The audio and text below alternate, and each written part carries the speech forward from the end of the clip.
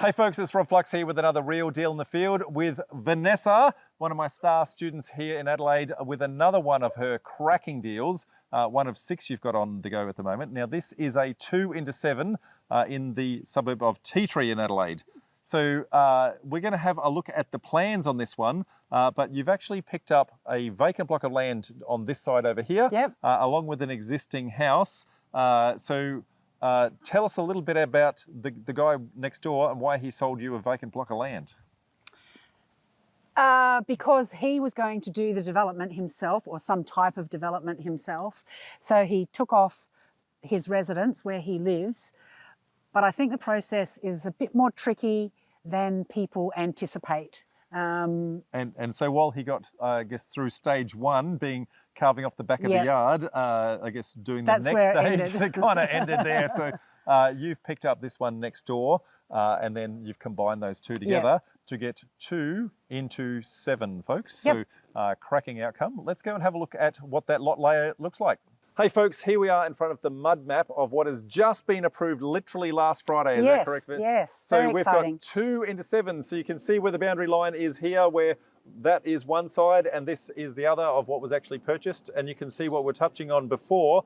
This down here was the existing residence of next door, and you've bought the vacant block of land here.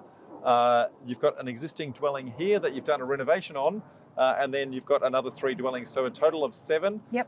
Front one having street access on its own title. So you guys call that what? Torrens title. You guys call it Torrens title in South Australia because Mr. Torrens came from South Australia, but for the rest of you in Australia, you may also know that as freehold title. They are one and the same.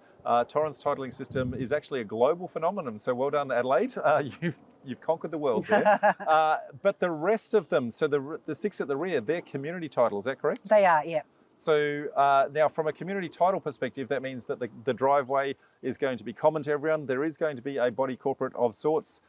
Terminology for that changes around the place. Could be a body corporate, could be a strata, depending upon where you're located. But functionally, everyone's going to be paying a small fee for the maintenance of that driveway.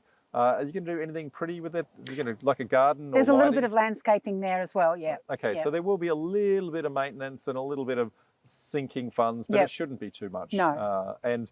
Community titles are starting to become a lot more common, folks, because the cost of building a road versus building a driveway, and especially on a smaller project like this, a driveway is, I guess, a much more palatable outcome, and you're able to achieve a lot more out of that. So we're going to pop out the back and have a look at some of the issues and challenges that have actually come with that deal. We'll see you in a sec, folks.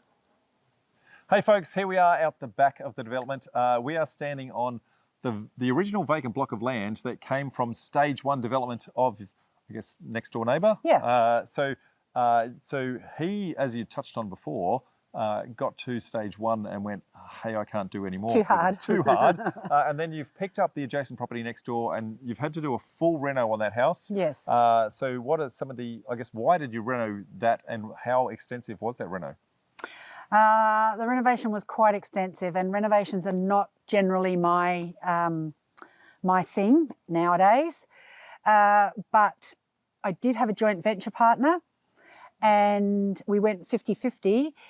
She purchased this piece of land, I purchased this. They were about the same value, but because of her funder, she had to have something with a home on, so the home had to stay, whether we liked it or not. Yep. But in actual fact, it's come up quite nicely, but we did have to do, every room had to be touched. Yeah, and intrinsic value in an existing home. Yeah. So if you knock it down, it costs you to knock it down, then it costs you again to build it up. And Correct. so sometimes the cost differential is keep the existing intrinsic value. Yep. Do whatever you need to from a functionality perspective, but it's come up really nice. So, Yeah. But clearly it's not going to be as nice as the brand spanking new dwellings that you're going to be building at the back. Nothing fancy, but it's a big improvement on what it was. Yeah. Absolutely. Now, a couple of little challenges with this particular property. Now, there's some big trees just behind us that happen to be on the neighbour's property. And even though they're on the neighbour's property, they caused a couple of challenges for you. What were the challenges? Yeah, well, we then had to have a tree protection zone. So there's an area on this property that you're not allowed to dig into the ground. So you're not allowed to disturb the roots or do anything underground at all.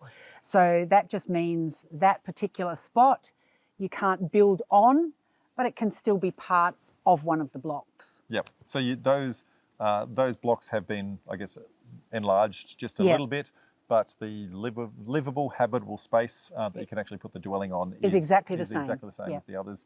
Now, pretty sure you've got 2 different floor plans that you've got for the two lots of dwellings.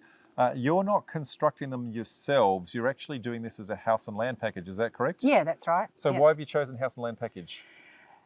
I've chosen house and land package, number one, for a cost factor and also for a time factor. As you keep mentioning, I've got a few on the go.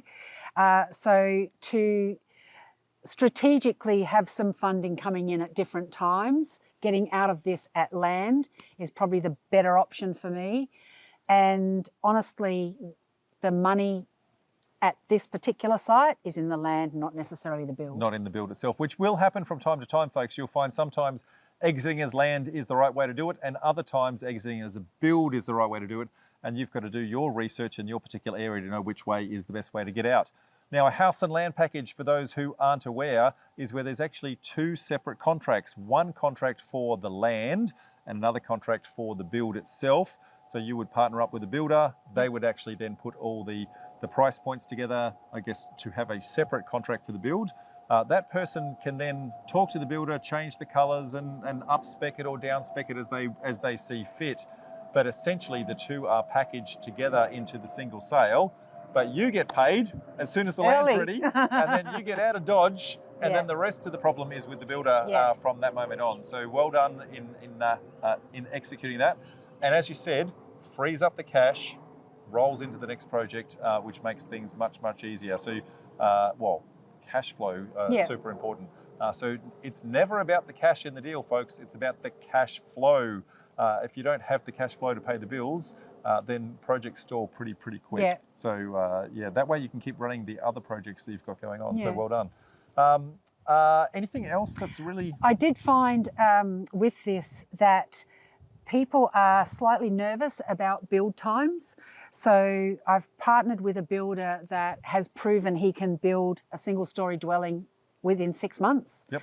And so that just gives them peace of mind that they're not entering into something that's never going to be built. Yep.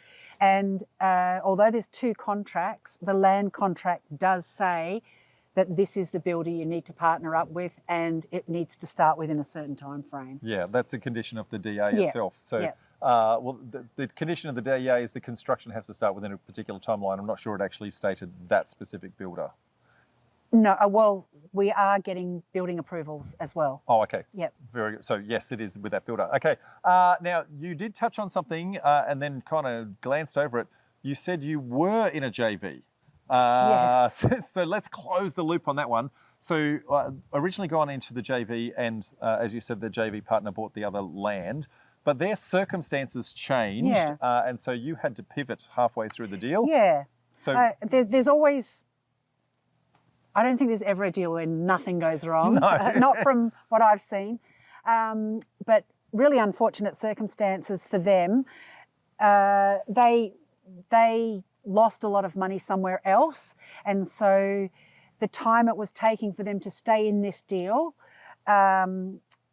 although they could have still stayed with the contract of the agreement that we had, I felt very sorry for them and would not want anyone to be in that to go situation. through that sort of pain point. So there's an arrangement where you were able to buy them out of the deal. So I bought them out to help them out with that, and I also gave them a portion of what they would have made in profit had they stayed in the deal. That's very nice of you. So that's very good. Now, Vanessa has presented, not this particular deal, but has presented one of her other deals at one of our meetups here in Adelaide. And folks, we run those meetups in Brisbane, Sydney, Melbourne, and Adelaide. We run them physically. We also run them virtually, so you can dial in no matter where you are, anywhere in the country. We pretty much run an event most weekends of the year because I've got nothing better to do than fly around the country talking to people.